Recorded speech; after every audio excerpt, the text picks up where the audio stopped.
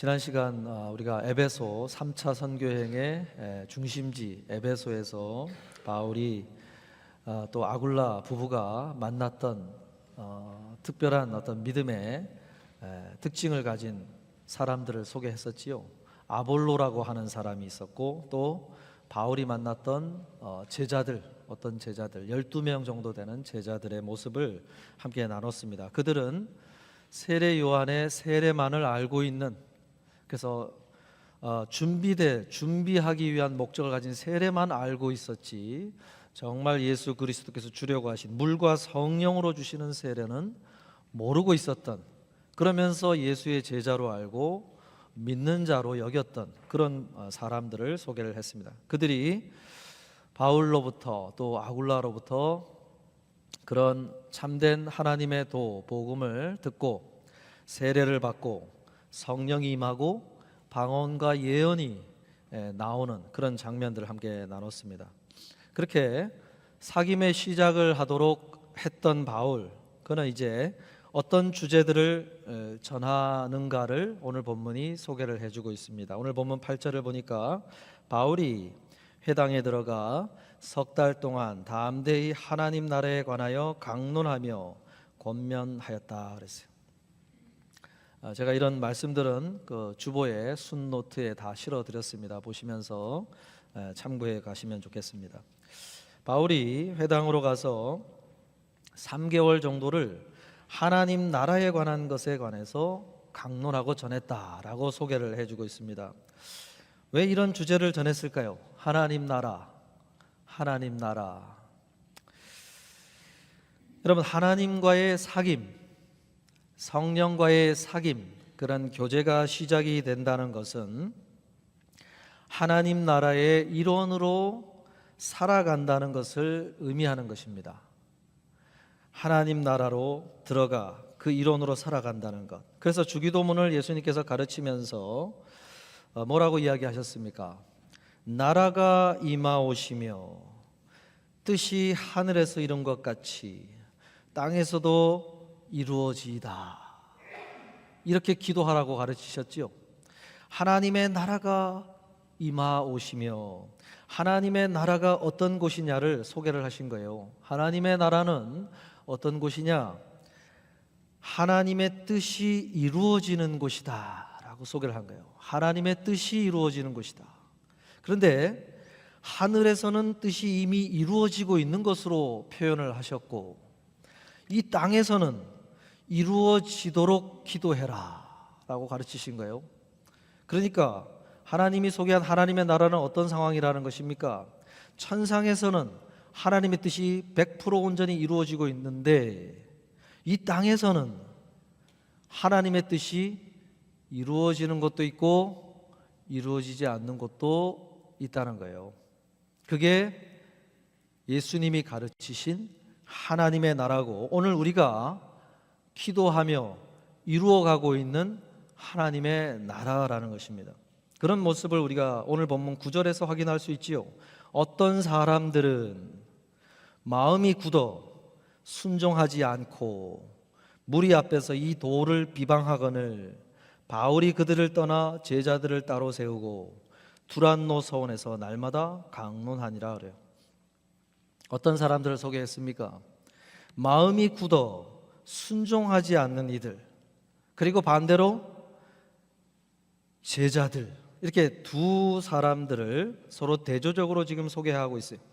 제자인 사람들과 제자가 아닌 이들을 마음의 상태로 이렇게 표현을 해주고 있습니다. 제자가 아닌 이들을 어떤 마음의 상태를 가진 것으로 표현했냐면 마음이 굳어 있고 그래서 순종하지 않는 이들이다 라고 소개를 했어요. 어떤 거 앞에서 그런 반응을 보였다는 것입니까? 바울이 전했던 하나님 나라의 그 앞에서 그런 마음의 상태를 했다고 소개를 하고 있어요.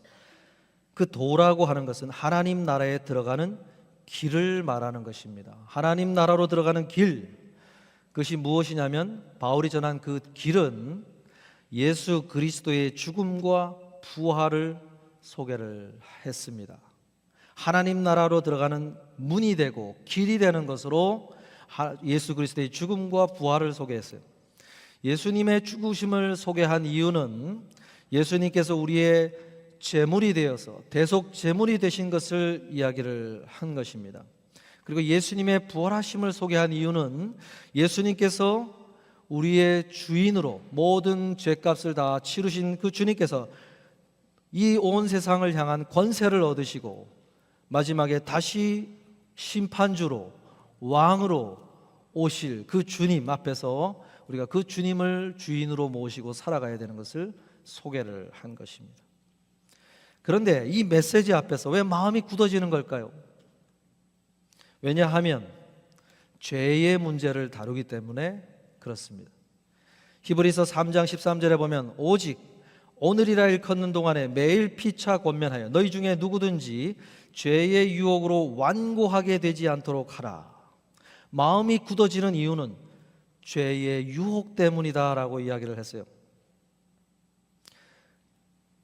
바울이 전한 예수님의 이 하나님 나라로 들어가는 도, 그 앞에서 마음이 굳어진 이유는 죄의 문제를 다루기 때문에 그렇습니다. 회개의 문제를 다루기 때문에 그래요.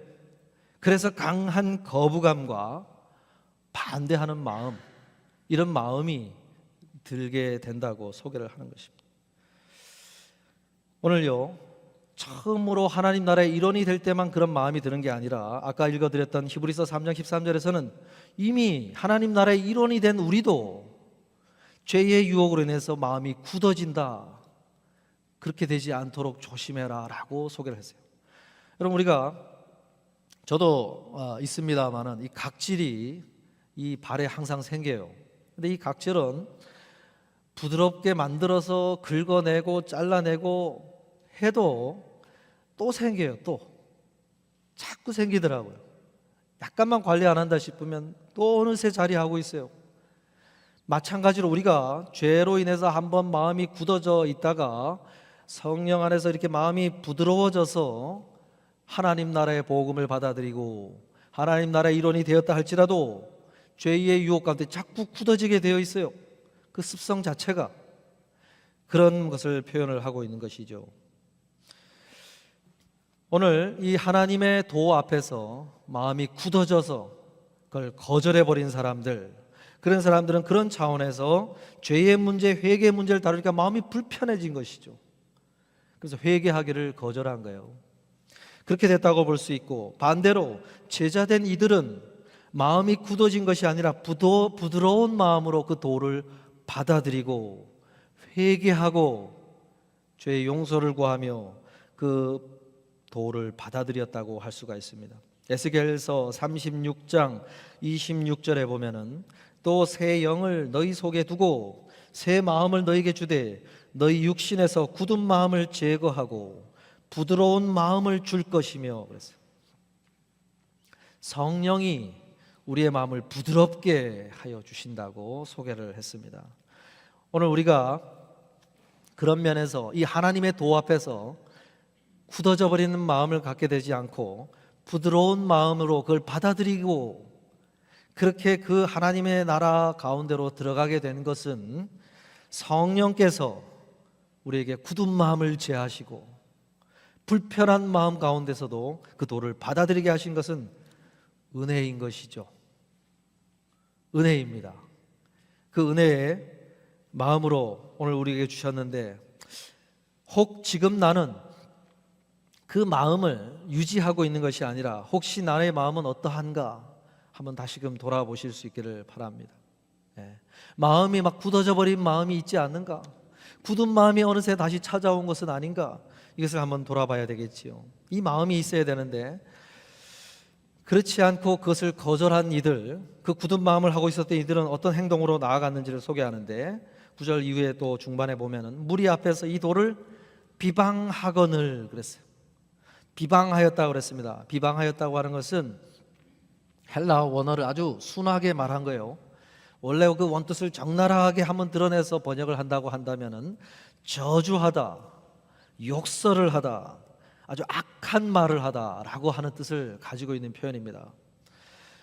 어떤 뉘앙스의 행동을 했는지를 우리가 대충 알 수가 있겠죠. 왜 이런 행동을 할까요?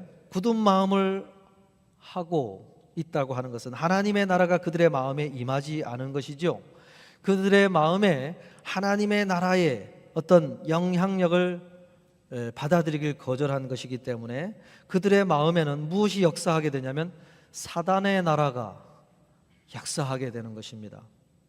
에베소서 2장 2절에 보면은 그때에 너희는 그 가운데서 행하여 이 세상 풍조를 따르고 공중의 권세 잡은 자를 따랐으니 곧 지금 불순종의 아들들 가운데서 역사하는 영이라.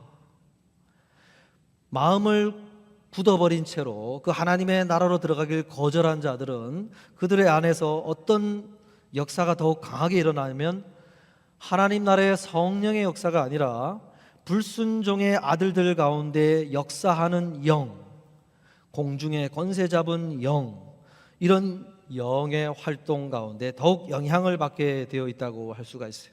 그래서 악한 말, 비방하는 말, 하나님 나라에 적극적으로 이렇게 반대하는 액션들, 행동들을 이렇게 했다고 할 수가 있습니다. 여러분, 오늘도 마찬가지라고 할 수 있어요. 우리가 굳은 마음으로 있게 되면은, 부드러운 마음이 아니라 굳은 마음으로 있게 되면은 성령의 역사가 더 강하게 우리 가운데 일어나는 것이 아니라 그런 굳은 마음 가운데서 활동하기를 기뻐하는 공중의 권세 잡은 악한 영이 활동하게 되어 있어요.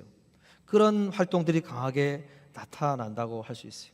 그래서 우리가 조심해야 될 것은 내가 있는 현장에서 하나님의 영 성령이 역사하기를 기뻐하는 어떤 환경을, 삶의 내용을 갖고 가야 돼요. 그러지 않으면 악한 사단의 영들이 이렇게 활동을 하게 된다는 것입니다. 그런 면에서 보면 오늘 마음을 굳어버린 채로 하나님 나라로 일원이 되기를 거절한 자들 안에는 그런 비방의 말들이 나오게 되었다고 할 수 있죠. 그러자 바울이 어떻게 하는지 보면은 9절에 보니까 바울이 그들을 떠나 제자들을 따로 세우고 두란노 서원에서 날마다 강론하니라 그랬어요. 환경 자체를 거기를 떠나버립니다. 회당에서 막 비방하는 말, 악한 말, 저주의 말, 막 이런 말들을 막 하가는 그들을, 제자들, 부드러운 마음으로 하나님의 도를 받아들인 이들을 데리고 떠나버려요. 그 환경 속에 남아있기를 거절하고 그냥 아예 다른 환경을 조성하기 위해서 떠나버렸다고 소개를 하고 있어요. 여러분, 환경을 조성하는 것, 우리의 삶을 갖고 가는 건 참 중요하죠. 야곱이 정말 큰 사단이 났을 때 하나님이 어떻게 해야 될까 하나님 앞에 기도하는 마음을 가지고 있을 때 베델로 나아가 제단을 쌓아라 했을 때 나아가면서 뭘 요구했습니까? 그 식솔들, 가족들에게 이방 신상을 다 제거하라 그랬죠. 그러니까 막 혼자서 가지고 있던 그런 신상들을 가지고 가서 다 꺼내놓지 않습니까? 귀걸이하고 다 꺼내놨다고 그때 함께 나눴었지요. 그래서 데살로니가전서 5장 22절에 보면 악은 모든 모양이라도 버려라. 우리의 삶의 구석구석에 악한 영이 활동하기를 기뻐하는 모든 말들, 행동들, 생각들, 이런 걸 다 제하해 버리라고 바울이 권면을 하고 있어요.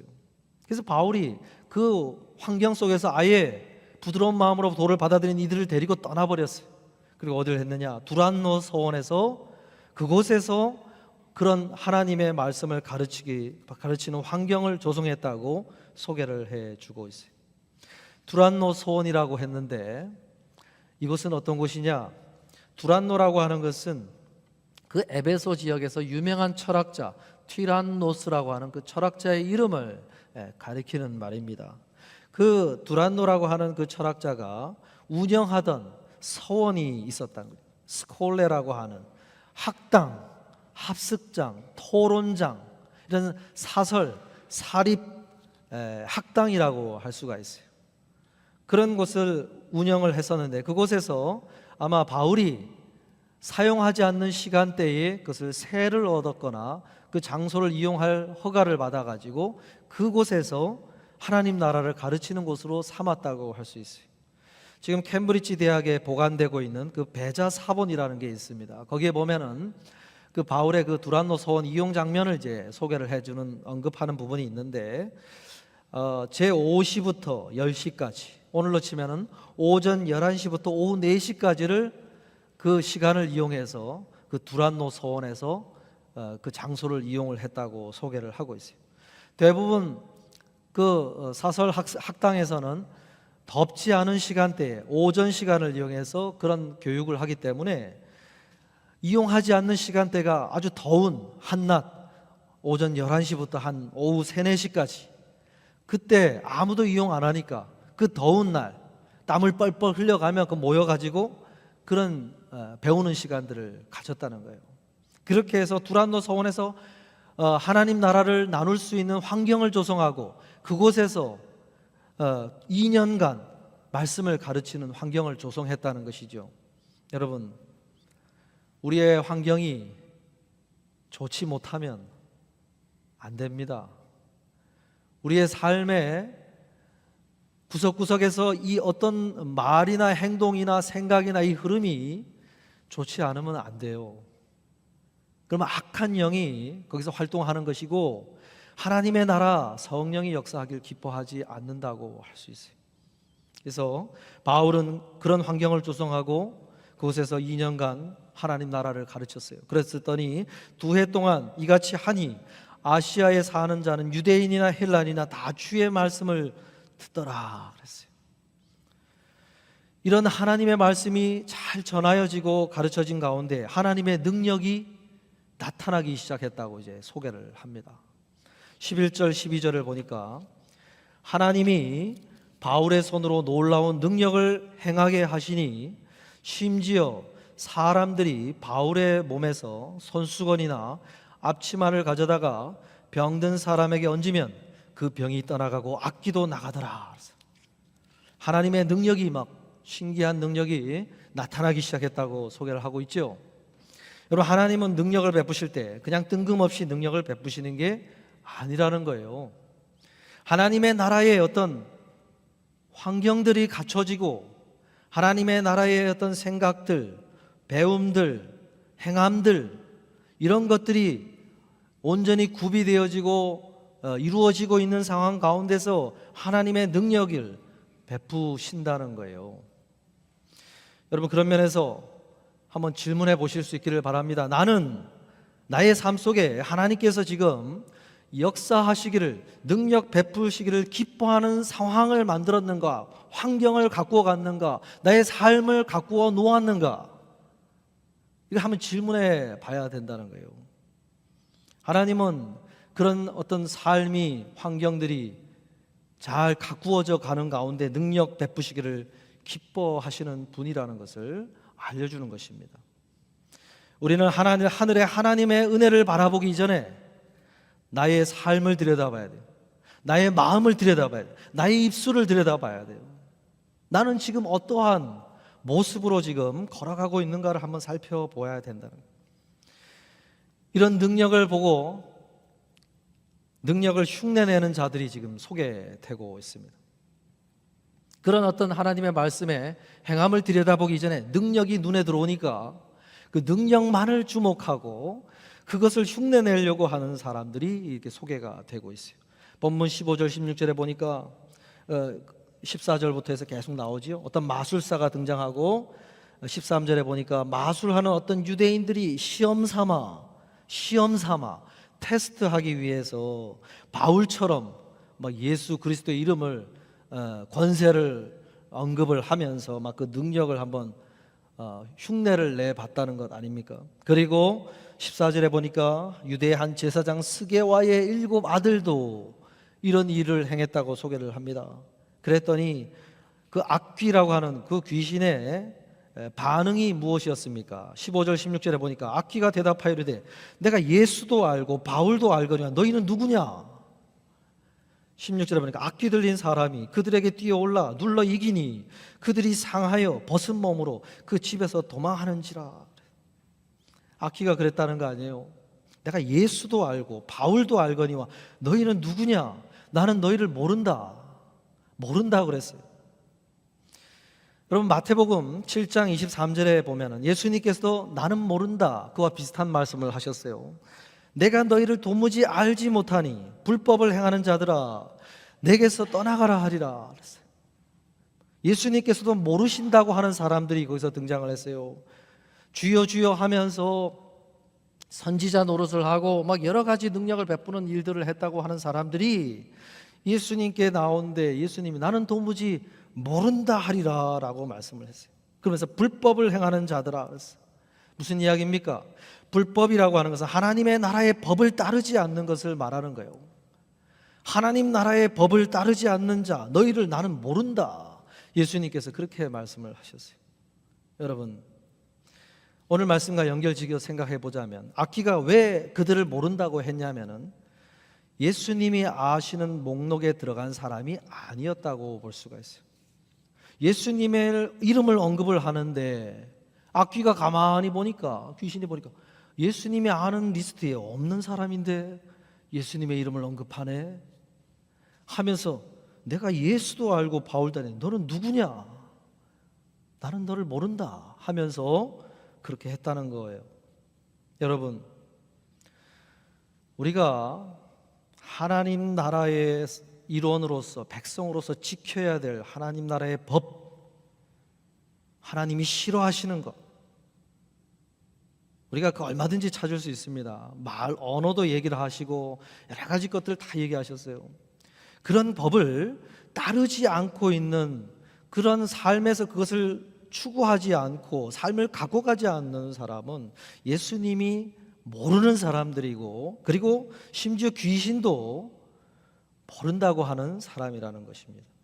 오늘 나는 그런 면에서 불법을 행하지 않고 하나님 나라의 법을 정말로 따르면서 우리의 삶을 갖고 가고 있는가 한번 질문해 보실 수 있기를 바랍니다. 말씀을 마무리하려고 하는데요. 로마서 14장 17절에 보면은 이런 말씀을 하지요.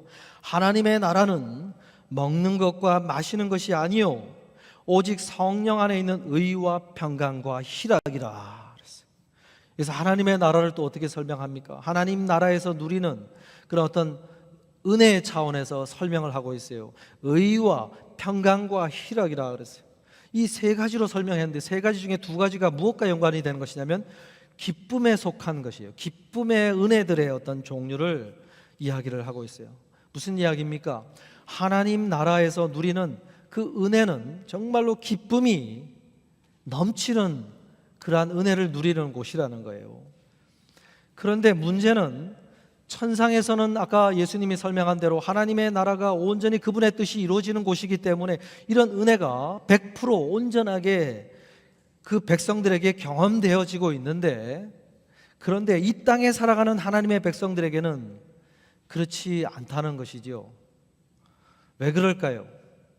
이 땅은 하나님의 나라의 법이 온전히 이루어지지 않기 때문이고 개인적으로 우리가 설명을 해봐도 우리가 이 땅에 살아가는 천상에 살아가는 하나님의 나라의 백성들은 그것을 100% 온전히 누리고 있는데 왜 우리는 이 땅에서 그 은혜를 100%못 누리느냐? 그것은 우리 자체가 하나님의 그 뜻을 따르지 못하는 그런 모습을 하고 살아가고 있기 때문에 그렇다는 거예요. 오늘 우리가 드리는 이 예배의 모습 봐도 예배의 모습만 봐도 그렇습니다. 밤모섬에 있던 사도 요한이 주일날 기도하는 중에 환상을 보고 열린 문으로부터 음성이 들려 이리로 올라오라 하는 소리를 듣고 올라가 봤죠. 올라가 보니까 큰 하나님의 보호자가 한가운데 자리하고 있는데 그 천상의 모습에서 무엇이 이루어지는 것을 봅니까? 예배가 드려지는 장면을 보았지요.